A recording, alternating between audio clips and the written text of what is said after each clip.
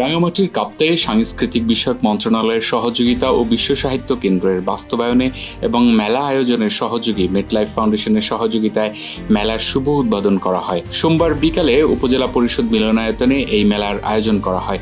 উক্ত অনুষ্ঠানের প্রধান অতিথি হিসেবে উপস্থিত থেকে ভ্রাম্যমাণ বইমেলার শুভ উদ্বোধন করেন কাপ্তাই উপজেলা নির্বাহী কর্মকর্তা মোহাম্মদ রুহুল আমিন।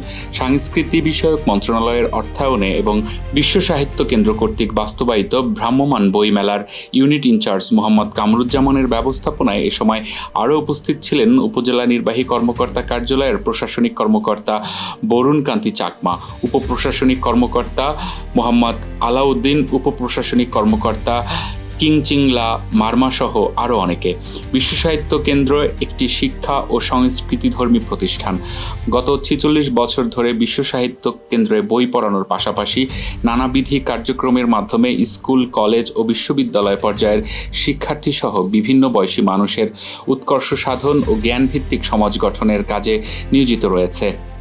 সারা দেশে জ্ঞান পিপাসু মানুষের কাছে পৃথিবীর শ্রেষ্ঠ বইগুলো নিরন্তরভাবে সহজলভ্য করার উদ্দেশ্যে সাংস্কৃতি বিষয়ক মন্ত্রণালয়ের আর্থিক সহযোগিতায় ও বিশ্ব সাহিত্য কেন্দ্রের পরিচালনায় একটি সুদৃশ্য ও সুপরিসর গাড়ির মাধ্যমে দেশের সকল জেলা ও উপজেলা সংলগ্ন বড় বড় শহরের সুবিধাজনক স্থানে ৪ থেকে ৫ দিন ব্যাপী বইমেলা ও সাংস্কৃতিক উৎসবের আয়োজন করা হয়।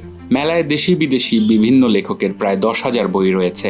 বইমেলায় আরও থাকবে দেশি বিদেশি লেখকদের বিখ্যাত উপন্যাস, গল্পের বই, রম্য রচনা, ভ্রমণ কাহিনী, কবিতার বই, প্রবন্ধের বই, নাটকের বই, জীবনী গ্রন্থ থেকে শুরু করে ধর্ম, দর্শন, বিজ্ঞান, সায়েন্স ফিকশন, ভৌতিক উপন্যাস, রূপকথা, অনুবাদ গ্রন্থ, ইতিহাস, সমাজতত্ত্ব, স্বাস্থ্য, চিকিৎসা, রান্না ও ব্যায়াম বিষয়ক কম্পিউটার ভাষা শেখার বই সহ সব ধরনের বই।